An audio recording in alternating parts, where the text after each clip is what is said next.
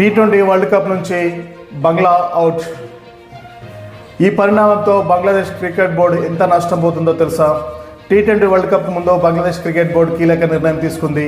భారత్లో అడుగుపెట్టే ప్రసక్తి లేదని తేల్చెప్పింది.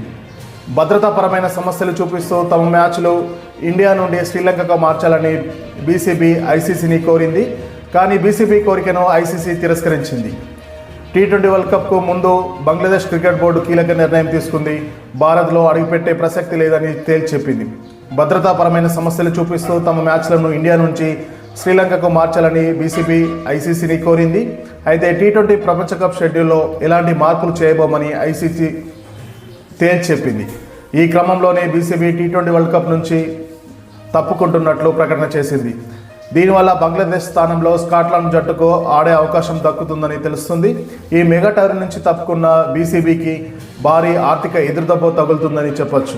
దాదాపు $27 మిలియన్ అంటే సుమారుగా 240 కోట్లు నష్టపోతుంది.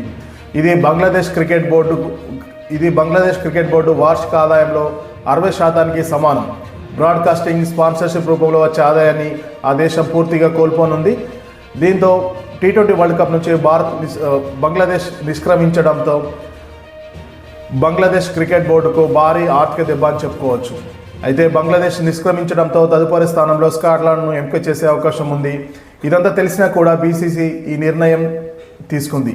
ఈ వ్యవహారంపై బంగ్లాదేశ్ క్రీడా సలహాదారు నజ్రాల్ మాట్లాడుతూ, మా ఆటగాళ్ల ప్రాణాలను పణంగా పెట్టలేం.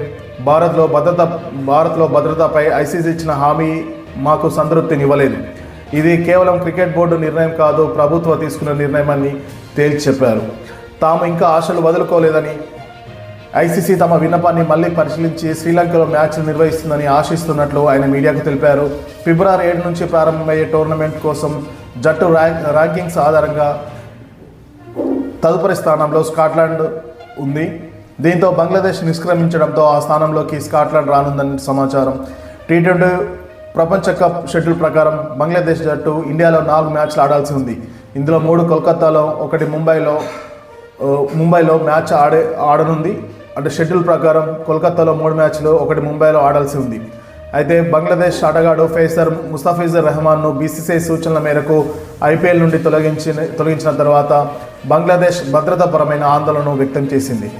ఇక భారత్లో అడుగుపెట్టే ప్రసక్తే లేదని తేల్చెప్పిన బంగ్లాదేశ్ తమ దేశంలోని వరల్డ్ కప్ మ్యాచ్ల ప్రసారం కూడా నిషేధించింది.